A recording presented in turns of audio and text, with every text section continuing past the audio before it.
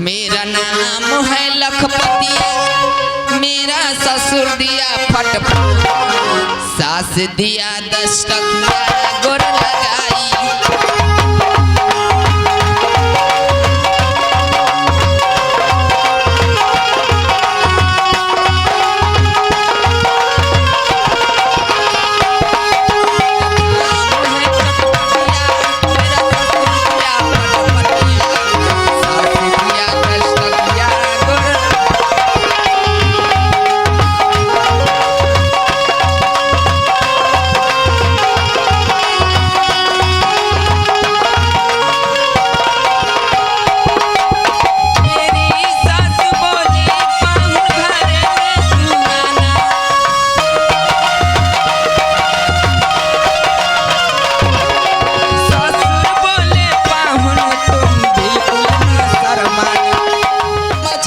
महीना 150 अब चलत नहीं है जैसे फुलवारी के तरफ।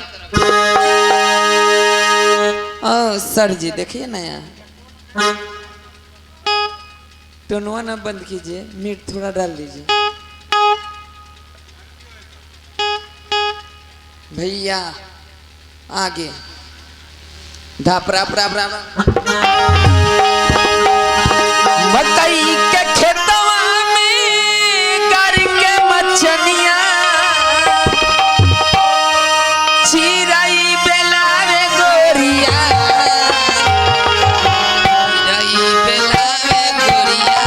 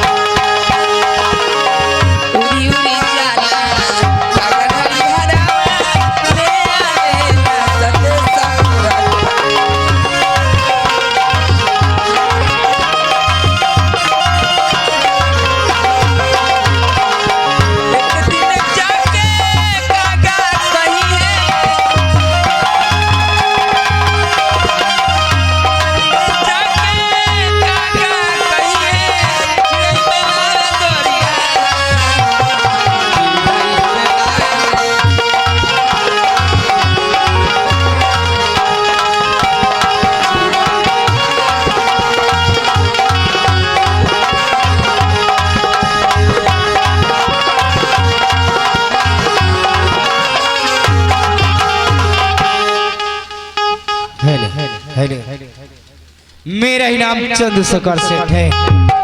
ये मेरा 14 कोस का राज सूरजपुर नगरी पड़ता है। मैं जब भी मोरंग जाता हूँ, मेरा एक सिपाही है, मैं उसी के पूरा अपने राजपाट का शौक के चल जाता हूँ।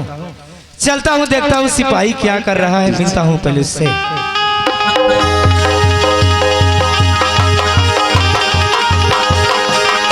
सिपाही कौन बा रे? कौन बा? सिपाही काका की जय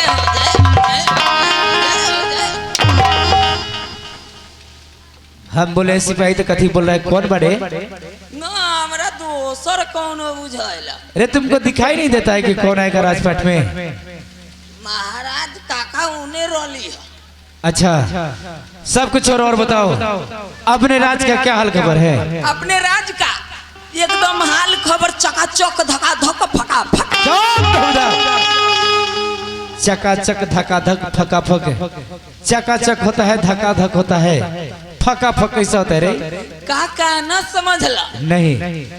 अति सुंदर। अच्छा ऐसा बात है। चलो सुबह एक बात बताओ, का बाला बाबू का क्या हाल खबर है?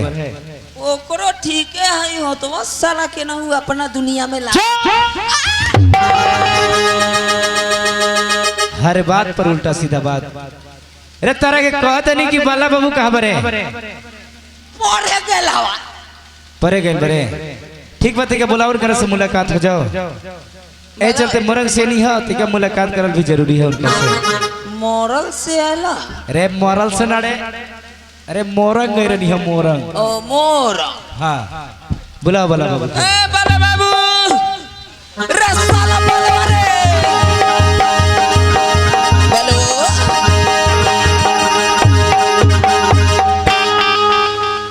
का बिजली चलो काका बोलल तू ना अच्छा पिताजी बोला तारान हाँ तो चला चला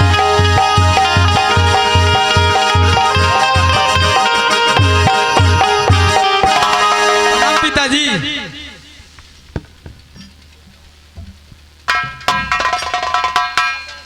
खुश रह बबुआ का समाचार प्रणाम पोताजी प्रणाम पोता जी रे तार पोता जी बनी रे तो बाला बाबू के लेखा कहल तू ना अरे बाबा बाला बाबू कहले कि प्रणाम पिताजी खुशी रह